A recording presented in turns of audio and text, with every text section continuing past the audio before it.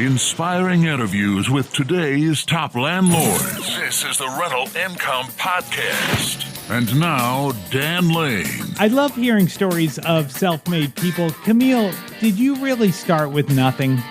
Absolutely. Dropped out in 10th grade, grew up in public housing, no income, no one to fall back on, and I was able to grow passive income through real estate to $10,000 a month within 5 years. This sounds like it's going to be a really incredible story. On the podcast today, we're going to talk about how Camille went from having nothing to building a rental portfolio that is providing her financial stability.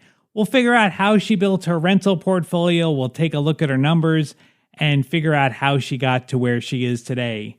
Joining us on the show from Frederick, Maryland is Camille Spinelli. We'll take a really quick break to thank our sponsors. We'll come right back and we'll talk to Camille. It's a lot of work to find a really good rental property. And when you actually find that property, you want to make sure you're working with a lender that can get that loan closed. The lender that I recommend is Chaley Ridge from Ridge Lending Group. She's a nationwide lender and her specialty is helping investors finance rental properties. She has a ton of loan programs and she can find something customized to you for your situation. If you want to find out more or you're ready to get started today, just go to ridgelendinggroup.com. That's RIDGE lendinggroup.com. NMLS 42056. For a limited time, mention Rental Income Podcast and get a $250 credit back at closing. Rental Income Podcast. Now, when you first got started buying rental properties, you bought a house hack.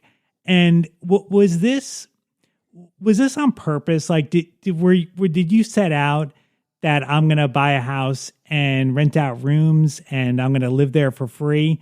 Or did that just kind of happen? It came from grit, from me growing up poor, having a mom that wasn't able to work because she was disabled. And so what would you do if tomorrow you couldn't pay your bills?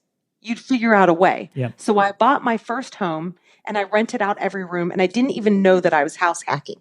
I just knew that if I failed or if one day I couldn't work, who was going to help me? I didn't have anyone to help me. Right. So I had to set up these plan A, B, C, and D because in my life, A, B, and C has always failed.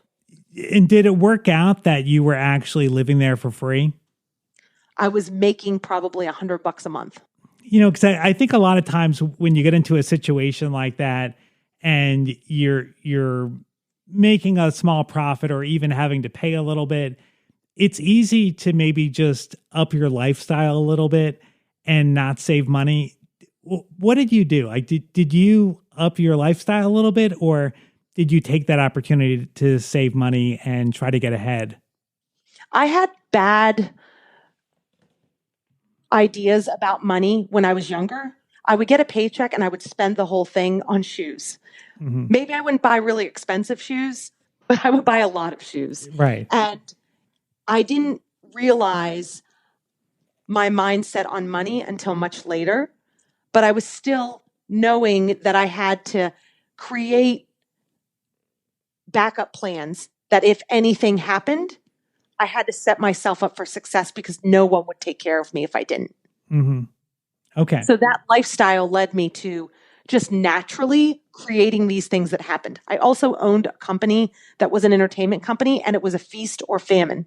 So it would take forever to get paid. But when we got paid, I was able to pay all the bills and I would hold the money back because, again, it would take forever to get paid. So that kind of made me and forced me into the situation of where I had to save some money. Right. Okay.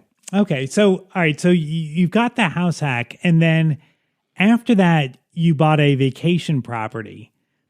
Tell me about that. Like, what made you want to buy a property out of state? So my uncle lived down there and I really love the people in Myrtle Beach. They're super friendly. And these properties originally, when I first looked at them, were going for $30,000 wow. a pop for condos. We bought ours at $72,000, but it's now worth $130,000. Wow. That's incredible. And this is in Myrtle Beach. So this is like near the water. Correct. It's oceanfront. Wow. Why is it so cheap? That just doesn't seem right. They're called condo-tels So they're similar to hotel rooms. HOA fee itself is $775, but we make about $12,000 a year on that property. Even Profit. after the 775, you're still coming out ahead? All of it. Wow, that's great. 12,000 a year. And are you self-managing that? No, you are required to be on the property management company that is in-house. Okay, so the in-house property management, they basically Take 40%. they 40%, and they do all the bookings, take care of all the maintenance. Yep. Wow. So I mean, that seems like a pretty good investment. That it was very inexpensive to get in there, and that they just send you a check every month. Yes. The problem with that property is it was paid off. So you can't really get loans for those type of properties. They're very hard to get loans for since they're under $100,000. They're in condos. All those things make them difficult to have loans on. So while the cash flow is great, it's because there's absolutely no mortgage on it. Right. Now, what about trying to sell that? Like if you wanted to sell it at some point, would that be difficult to sell? No. Okay. There's just a constant demand for beach property, I suppose. Correct. Which is why it's almost doubled in value. Yeah. What does your portfolio look like today? We have 26 units, buy and hold. Those are long-term holds, $2.9 million portfolio, which has $1.2 million in equity. Okay. So you've got loans for about $1.7 million. $1.2 million is the equity. Now, is that actual cash that you put into buying these properties?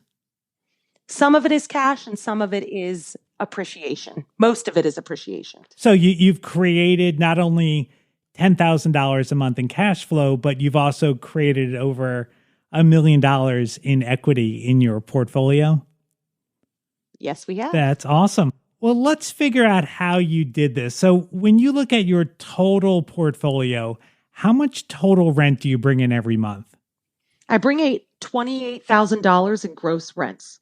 Okay. And when we look at your expenses with your mortgage payments, if you're to add everything up, how much do your total mortgage payments work out to be every month? Out of that, I have about $15,000 goes to mortgage, $3,000 goes to miscellaneous, which gives me my $10,000 profit. Okay. And I only do the $3,000 miscellaneous because I have a 6-month PITI savings window for any other things that could go wrong. Okay. So you've got cash set aside that if you have a big emergency, you have to replace an HVAC unit, you've got that money there to take care of it.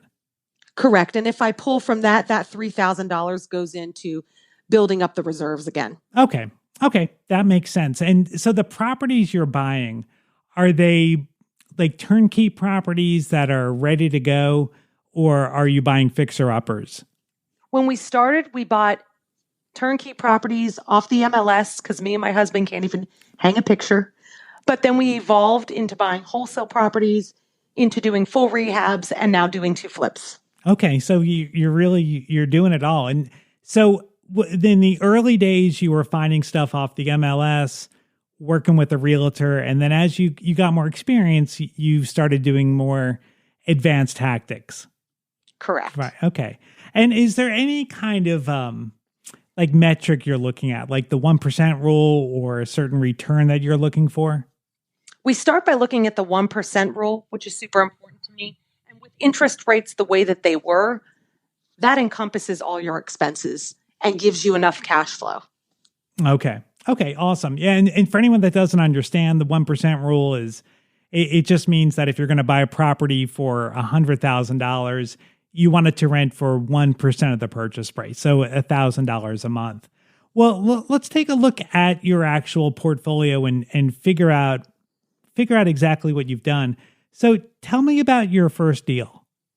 My first deal, true deal, which was a passive long-term rental, we bought a duplex. Because the duplex was being sold as one property, but once we got into underwriting, we found out that it was 2 deeded properties. Therefore, I bought one side with traditional lending and the other side with 100% credit cards. And since it was 0% interest, all of the rents that were coming in were going towards paying down the credit cards. Okay. All right. So now you've got a duplex. So you've got 2 tenants. And then after that, you bought a house, a single family house. Correct. So after that one, we bought a single family house and we utilized for a 401k loan as down payment money. Okay. So this wasn't like actually cashing out your 401k. You were just getting a loan Correct. to take the money out. Yourself. Okay. So we're always thinking of this debt and this cash flow could purchase the next property. And that next property was a duplex. Correct. Right. So after we purchased the duplex and the 5 unit, which was a 5-bedroom single family home, we purchased 2 more properties that were from a wholesaler. So we decided not to go off the MLS. There was still some money left over from the 401k, as well as we were very aggressively saving at this point. Okay. All right. So you get that property up and running, and your next deal was a 3 unit? Correct. So at that point, we ended up cashing out, refinancing the original property that was purchased under credit cards. So now you've got a good portfolio going. You've got some cash flow coming in, and 2020 hits, the pandemic is here, and you and your husband both end up losing your job. Did that kind of knock you guys out of the game? You'd think, but we started buying more aggressively. Wow. Okay. So how did you do that? Like without having a job? Yes, I ended up selling one of my properties, and this was to give me cash flow for my income. Therefore, since I did not have an income because I lost my job, I sold a house that had tripled in value. So I bought it at $109,000 and I sold it for $338,000. So I no longer had to worry about my income. My goal was just to take all this money that we had amassed and put it into the next properties. So we bought the 3 unit, then we bought a duplex, another 3 unit, a 5 unit, and another duplex. Now, I know during COVID, they had all kinds of different rules with taking money out of your 401ks. Did that benefit you? Is that part of how you were able to do this? Tremendously. We were able to get $100,000 loaned to ourselves from our 401k to utilize to go buy properties. And the great thing about that is those payments were deferred for 12 months. Wow. Okay. So really you I guess found out about that. You really took advantage of that. And then at the same time, you had that nice hit from selling that property. So it's like you did things that like you could have never planned this. You never could have said, this is going to be my plan to build out my portfolio. You just kind of took advantage of the situation that was presented to you. My number one characteristic is a problem solver. And when all this darkness was happening with 2020 and us losing our jobs and not knowing where things were going to go, we knew we had to utilize these strategies to cascade us forward to protect our future. Had we not done any of the things we did, we would not have the income to be where we're at today. Right. I think that's really incredible because you could have looked at this as a negative. Oh my God, we lost our jobs. There's a pandemic. This is horrible. But you really capitalized on that and it got you to where you are today. People were told they didn't have to pay their rents. We could have been terrified to buy the other 7 to 10 units that we bought, but we full force went forward because one property is 100% loss of rent if you lose somebody, but 10 is only 10%. Right. So, all right. So now that you've got your portfolio built and you've got your $10,000 a month in passive income, has anything negative happened? Has anything really bad happened since you've owned rental properties? I think the positive outweighs the negative so much. Have we had 5 toilets break in a row? Yes. Have we had evictions that had to happen? Yes. Have we had people staying in our property for a year and a half and not be able to get them out? Yes. But none of that outweighs the 5 ways that real estate pays you and the benefits that you get from it. Explain that, because I think this is a powerful thing we don't probably talk about as much. Tell us about the 5 ways that real estate pays you. Cash flow from your monthly rentals, tax benefits that you get at the end of every year, appreciation, depreciation, and then you have inflationary cost. So the loan stays the same, but the rent is going to increase against that loan, making that margin much smaller. Yeah. I think that's really awesome. I mean, it really makes buying rental properties a no-brainer. So do you feel any risk? I know that a lot of people might feel a little bit of anxiety having over $1 million in loans. Does that bother you at all? I think it's because they're not doing it. If you go to any meetup and see people raise their hands and ask questions, the people that are asking the fear-based questions are the people that have never done it. The people that are bringing the solutions are the people that are continuing to do it. So the solutions have built them to go forward, and none of the negative stuff has ever knocked them down. That's a really good point. Now, a lot of newer investors have fears that they're going to buy a property and maybe they're going to not buy the right property, or they're going to buy a property and it's going to turn into a money pit. Is that a fear that you had when you were starting out? No, but I think I didn't have any choice. When I teach people to do what I do, my 3rd class is a fear setting exercise. And what you do is you put down all the fears that you have and pretend that you are actually in that fear. For example, a roof caves in, a tenant doesn't pay, a toilet breaks, and you come up with all the solutions that you have to protect yourself and to work with what you have if those things have happened. And people come out the other end finding out that those fears are not really based in reality, and there are solutions to everything.